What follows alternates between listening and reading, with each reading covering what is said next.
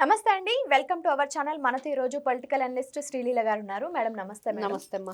Madam ఇప్పుడు బోరుగడ్డ అనిల్ గారు బోరుమని తన బాధను వ్యక్తపరుస్తున్నారు. అసలు ఏం జరిగింది? కారుమూరి వెంకటరెడ్డి అలానే సజ్జల రామకృష్ణారెడ్డి తనను రౌడీ షీటర్ అన్నారు అని చెప్పేసి ఆయన చెప్తున్నారు. ఈయనేమో నా మీద అసలు రౌడీ షీటే లేదు. బట్ వాళ్ళు నన్ను ఇంకా ఎందుకు ఇలా చేస్తున్నారంటే వైసీపీలోనే వాళ్ళల్లో వాళ్ళకే సెట్ అవ్వట్లేదా? ప్రస్తుతం ఏం జరుగుతుంది అసలు? బోరుగడ్డ నీళ్ళు బోరుని ఎప్పుడో ఏడ్చాడు. వాళ్ళ కొత్తగా ఏడ్చేది ఏమి లేదు. ఎందుకంటే పోలీస్ స్టేషన్ తీసుకెళ్ళి ఈపు సాపు చేశాక అన్నీ క్లియర్ అయినాయి. నేను ఎవరిని తిట్టాను, ఎలా తిట్టాను, అప్పుడు తిట్టినప్పుడు వాళ్ళు ఎలా ఫీల్ అయ్యారు, ఇప్పుడు కూడా నాకు తెలుస్తుంది, ఇప్పుడు అన్ని విషయాలు నాకు అవగతమైనవి అని చెప్పి పాపం ఒకప్పుడు బోరుని ఏడ్చాడు. ఈ రోజున ఆయన బాధ ఏంటంటే ఎప్పుడో ఉంది రౌడీ షీట్, అది క్లోజ్ చేశారులే, మళ్ళీ ఇప్పుడు నన్ను ఎందుకు ప్రతిసారి రౌడీ షీటర్ అన్నారు. మరి రౌడీ షీటర్లా బిహేవ్ చేస్తే ఎలా బిహేవ్ చేశాడు ఈయన? జగన్మోహన్ రెడ్డి, జగనన్న నువ్వు చిటికేయి, బాబు కొడుకులు లేపేద్దాం, జగనన్న నువ్వు చిటికేయి, ఇదిగో వీళ్ళ ఇంట్లో ఆడపిల్లలు నేను ఎత్తుకొచ్చేస్తా, అదే మాట్లాడాడు. వైఎస్ జగన్మోహన్ రెడ్డి అనే వ్యక్తిని నువ్వు అడ్డం పెట్టుకొని వైఎస్ జగన్మోహన్ రెడ్డి కళ్ళల్లో ఆనందం చూడటానికి ఈ బోరుగడ్డ అనిల్ ఏం చేశాడు, ఎలా మాట్లాడాడు, ఎంత నీచంగా. వాళ్ళ ఇంట్లో ఉన్న పవన్ కళ్యాణ్ గారి ఇంట్లో ఉన్న ఆడపిల్లల్ని వీడికి అప్పచెప్పాలా? నువ్వు మనిషి పుట్టక పుట్టావా, గొడ్డు పుట్టక పుట్టావా? ఈ రోజున మళ్ళీ నీ పార్టీలోనే నువ్వు ఎవరితో అయినైతే ఇన్ని రోజులు మెలిగావో, ఎవరితోనైతే స్నేహం చేసావో, ఎవరి కళ్ళల్లో ఆనందం చూడటానికి అందరినీ బూతులు తిట్టావో, మరి ఈ రోజున వాళ్లే నిన్ను ఏ విధంగా గెంటేశారు వాడుకొని అనేది అర్థం చేసుకొని ఇప్పుడు అంటే అదేదో సవరం అయ్యాక వివరం తెలిసినట్లుగా ఇప్పుడు తెలిసిందనమాట. క్షవరం అయ్యాక బోరుగడ్డ అనిల్కి వివరం గుర్తొచ్చింది. ఇప్పుడు పోలీస్ స్టేషన్ నుంచి బయటకు వచ్చేసాక జైలు శిక్ష అనుభవించాక మీకు గతంలో వీడియోలు గుర్తుంటే కనుక ఈ బోరుగడ్డ అనిల్ అనే వ్యక్తి వాళ్ళ తల్లికి సంబంధించిన ఒక హెల్త్కి సంబంధించి ఒక సర్టిఫికెట్ని మరి ఫోర్జరీ చేశాడని డాక్టర్ సైన్ను కూడా గుంటూరు హాస్పిటల్లో అది అడ్డం పెట్టుకొని బెయిల్ మీద బయటకు వచ్చాడని, ఆ తర్వాత ఈయన ఏ టయానికైతే కోర్టు స్వయంగా చెప్పిందనమాట బోరుగడ్డ అనిల్ అనే వ్యక్తి ఈ టయానికి కోర్టులో హాజరవ్వాలని, అది చచ్చినట్లు వెళ్ళాలి తప్పదు. అప్పుడు ఇతను ఎక్కడెక్కడో తిరిగి జగన్మోహన్ రెడ్డి కోసం సెల్ఫీ వీడియోలు తీసి జగనన్న నువ్వున్నావు నా వెనకాల, నన్నెవ్వరూ ఏం చేయలేరని చెప్పి ఒక వీడియో, మళ్ళీ కొన్ని రోజులు గ్యాప్ ఇచ్చిన తర్వాత కోర్టుకు హాజరయ్యే టైంలో వాళ్ళు చెప్పిన టైంకి రాకపోగా లేటుగా వస్తూ ఇతను మధ్యలో కారులో ఒక సెల్ఫీ వీడియో ఏంటంటే ప్లీజ్ జగనన్న నన్ను గుర్తుపెట్టుకొని ఇంకొక వీడియో. ఇది వీళ్ళ బ్రతుకు. ఎంతసేపటికి ఎదుటి వాళ్ళని వైఎస్ జగన్మోహన్ రెడ్డి తిట్టమంటే తిట్టినప్పుడు ఈరోజు తిట్టుకో నువ్వు కూడా ఏమవుతుంది? తిడుతున్నారు కదా, మరి వాళ్ళ కోసం నువ్వేం చేసావో నిన్ను ఈ రోజున అదే ఘాటిని కట్టేసినప్పుడు కట్టాలి వాళ్ళు, ఇంకా తప్పదు. ఇప్పుడు బాధేస్తుంది ఆయనకి, ఇప్పుడు తెలుసు. వెళ్ళి ఇప్పుడు వైఎస్ జగన్మోహన్ రెడ్డి ఇంటి ముందు కూర్చొని భార్యాభర్తలు ఇద్దరు ధర్నాకు దిగారు. ఇప్పుడు నువ్వు లా చదివానని చెప్పి అతనే చెప్తున్నాడు, నేను ఒక లాయర్ని, నాకు అన్నీ తెలుసు అన్న బోరుగడ్డ అనిల్ లా భాష మాట్లాడమని ఎవరు చెప్పారు? అంటే లా చదివిన వాళ్ళు ఇలా మాట్లాడతారా? ఇదే లా భాష అంబటి రాంబాబు కూడా మాట్లాడతాడు, నేను లాయర్నే, నేను లా భాష మాట్లాడతానంటారు. ఇవన్నీ విన్నప్పుడు చూస్తున్నప్పుడు ఇదిగో వీళ్ళ జీవితం ఎలా బలైందనేది ఇలాంటి దారిలో నడిచే వాళ్ళకి ఒక లెసన్ అనేది వాస్తవం. మేడం ఇప్పుడు ఏదైతే జగన్ కోసం బోరుగడ్డ అనిల్ అంత కష్టపడ్డారో ఇప్పుడు ఎందుకని మరి ఆయన పట్టించుకోవట్లేదు అంటారు? అసలు పడ్డాడా లేకపోతే ఎదుటి వాళ్ళని పెట్టాడా? రెండిట్లో ఏది కరెక్ట్? ఎదుటి వాళ్ళని పెట్టాడు అనేదే కరెక్ట్.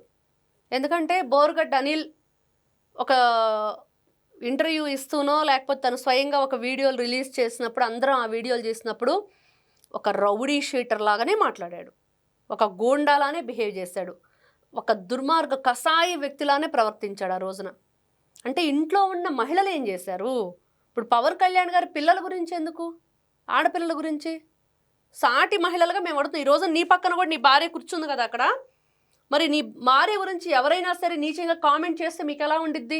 చిన్న పిల్లలు, వాళ్ళకి అసలు రాజకీయాల సంబంధం లేదు, ఇంట్లో మహిళలు, ఇది ఒక సికండి రాజకీయం అంటారు దీన్ని. సికండిలా మీరు బిహేవ్ చేస్తున్నారు కాబట్టి ఒక మగాడు నిజంగా మగాళ్ళలాగా ఎదుటి వ్యక్తిని నువ్వు ఎదుర్కొని నిలబడనప్పుడు రాజకీయంగా నువ్వు తలపడు, ఉన్న తప్పులేంటో చూపించు. నువ్వు ఏం అధికారంలో ఉన్నప్పుడు మీ జగన్ అన్న ఏం చేశాడో చెప్పు, ఈ రోజున కూటమి ప్రభుత్వం ఏం చెయ్యట్లేదో చెప్పు, లేదా ఆ రోజున నువ్వు మాట్లాడుతున్న ఏదైతే టీడీపీనో చేయట్లేదో చెప్పు. అంతే తప్పించి భార్యలేంటి, పిల్లలేంటి, ఇంట్లో ఉన్న వాళ్ళని తీసుకొచ్చి మీరు నీచంగా మాట్లాడినప్పుడు ఈ దిగజారుడు రాజకీయాలను సికండి కాక ఎవరు చేస్తారు? సికండి రాజకీయాలే అంటారు. మేడం ఇప్పుడు ఎవరైతే అనిల్ మీద ఇప్పుడు ఒక స్క్రిప్ట్ ఇచ్చారని చెప్తున్నారు కదా, ఒకప్పుడు అనిల్కి కూడా ఇదే స్క్రిప్ట్ ఇచ్చారంటారా? 100%. ఈ రోజున కారుమూరి వెంకటరెడ్డి ఏదైతే వీళ్ళిద్దరు ఫోన్ కాల్ నడిచిందో దానిలో ఇతను అడుగుతున్నాడు బోరుగడ్డ అనిల్, నువ్వెందుకు అలా మాట్లాడుతున్నావు అని. నాకేం సంబంధం లేదు, నాకు అసలు ఫోన్ చేయటం కూడా కరెక్ట్ కాదని కారుమూరి వెంకటరెడ్డి అంటున్నాడు. నువ్వు మాట్లాడావు కదా అందుకని ఆయన ఫోన్ చేశాడు. ఈ విషయానికి వస్తే అనిల్ ఎందుకు ఫోన్ చేశాడు బోరుగడ్డ అనిల్ కారుమూరి వెంకటరెడ్డికి? మాట్లాడాడు కాబట్టే కదా. నువ్వేం చెప్పాలి సమాధానం? ఏం చెప్తున్నాడు కారుమూరి వెంకటరెడ్డి? నా స్క్రిప్ట్ వస్తుంది, స్క్రిప్ట్ ప్రకారం నేను మాట్లాడతాను తప్పించి నాదేమి లేదురా బాబు, నన్ను వదిలిపెట్టి అంటున్నాడు. దానికి కారుమూరి ఈ బోరుగడ్డ అనిల్ ఏమంటున్నాడంటే, అయితే వైఎస్ జగన్మోహన్ రెడ్డి గారి చేత భారతీ గారి చేత నీకు ఫోన్ చేపిస్తే నువ్వు మాట్లాడవా నా గురించి అలాగా అని. అంటే చూడండి వీళ్ళ వ్యవహారం అంతా ఎలా నడుస్తుంది, ఎవరు వెనకుండి నడిపిస్తున్నారంటే ఇక్కడ వైఎస్ భారతి ఆవిడ పాత్ర ఉంది అన్నిట్లో. ఏమీ తెలియనట్టుగా సైలెంట్గా కూర్చున్నంత మాత్రాన ఆవిడ ఏదో అమాయకురాలని చెప్పి మేము ఎవరం అనుకోవట్లేదు. ఎందుకంటే సాక్షి ఛానల్ని ఎవరు ఈ రోజు నడిపిస్తున్నారు, సాక్షి పేపర్ని ఎవరు నడిపిస్తున్నారు, దాంట్లో నీచాతి నీచమైన కథనాలు ఎవరు రాస్తున్నారు, మహిళల గురించి అసభ్యకరమైన వ్యాఖ్యలు ఎవరు చేయిస్తున్నారు అంటే దాని వెనక భారతిరెడ్డి గారు ఉన్నారు. లేరన్నప్పుడు, మీకు సంబంధం లేనప్పుడు, నిజంగా దానికి సంబంధించి నేనే కదా మేనేజింగ్ డైరెక్టర్గా ఉన్నాను, మరి కాబట్టి నేను బహిరంగంగా క్షమాపణ చెబుతానని ఆవిడ చెప్పాలి. వేసేల రాజధాని అని చెప్పి నీచంగా మాట్లాడినప్పుడు, లేదా వాళ్ళ ఛానల్లో పేపర్లో ఏదైతే వీళ్ళు నారాసుర రక్త చరిత్ర అని చెప్పి రాశారో, ఇంకా అంతకంటే దారుణమైన విషయాలు రాశారో, ఎన్ని కేసులు ఉన్నాయో ఈ రోజున చెప్పాలి. ఈ రోజున స్క్రిప్ట్ ప్రకారం వెళ్తుంది. అక్కడ దాకా ఎందుకమ్మా? ఈ పోసాని కృష్ణమురళి పచ్చి బూతులు మాట్లాడతాడు. దొరికిపోయి ఏమన్నాడు, అరే ప్లీజ్ నన్ను ఎవ్వరూ కొట్టద్దు, ఈ పోలీస్ స్టేషన్లో నేను తిరగలేను, ఈ కేసులు నా వల్ల కాదు, కావాలంటే వచ్చి సంతకాలు పెట్టి వెళ్తాను వారం వారం, నాకు మాత్రం సాక్షి నుంచి స్క్రిప్ట్ వచ్చిందని చెప్పాడు. ఒప్పేసుకున్నాడు, క్లియర్గా చెప్పేశాడు. తర్వాత శ్యామల ఉంది, ఆ నెల్లూరులోనూ ఎక్కడో కర్నూలులోనూ బస్సు తగలబడిపోయి నైట్ టైం అందరూ కూడా చనిపోయినప్పుడు ఎవడో ఒకడు తాగేసి ఒక బైకు దాని కిందకు వెళ్ళిపోతేనే అది ఫైర్ యాక్సిడెంట్ అయిందని చెప్పేసి ఆ రోజున చూసినవో జరిగినవో చెప్పారు. ఆవిడేం వచ్చి చెప్పింది మీడియా ముందుకు వచ్చేసి, వీళ్ళు ఇచ్చిన స్క్రిప్ట్ పట్టుకొని, అబ్బెబ్బే ఇదిగో కూటమి ప్రభుత్వం అసలు దానికి టైం అంటూ లేదు, ఎప్పుడు మద్యం షాపులు ఓపెన్లోనే ఉంటున్నాయి 24 గంటలు 24/7, ఇంకా అందుకనే తాగేసి వాళ్ళు విచ్చలవిడిగా డ్రైవింగ్ చేసేస్తూ వచ్చి పడిపోయారని చెప్పేసి ఒక కథల్ని చెప్పేసింది. వెంటనే ఆవిడ మీద ఒక కేసు నమోదైంది, పోలీస్ స్టేషన్కి పోలీసులు విచారణకు పిలిచారు.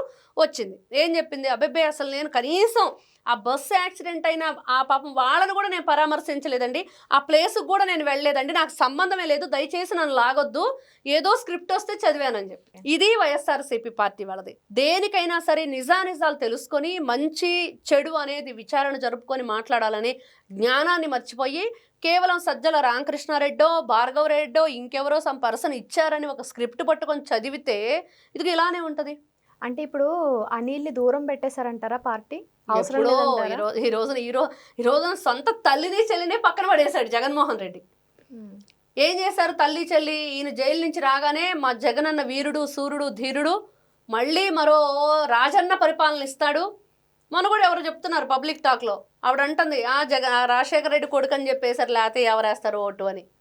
ఏదో కొంచెం కాకపోతే కొంచెం సమ్ బెటర్ అని ఆయన, అంతే తప్పించి ఓతగా ఆయన మంచాడని ఎవరు అనుకోవట్లేదు. ఎందుకంటే ఆయన కూడా కుల రాజకీయాలు చాలా చేశాడు, చాలా కొనసాగించాడు. కాకపోతే కొంచెం ఆ అసెంబ్లీలో గౌరవంగా అసెంబ్లీని నడిపించాడు.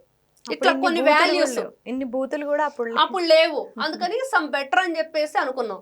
అంటే తండ్రి కన్నా కూడా నేను నీచంగా ఉండాలంటే ఏం చేయాలి, తండ్రి పేరుని నేను ఇది చేయాలంటే బ్రేక్ చేయాలంటే అని ఒక కొడుకు అడిగినప్పుడు, ఒరే మీ నాన్న అందరూ ఆ మంచినీళ్ళు బావి దగ్గర వస్తున్నాడు అనుకునేవాళ్ళు, నువ్వు ఆ బావిలో ఊస్తే సరిపోయిద్ది అన్నారంట.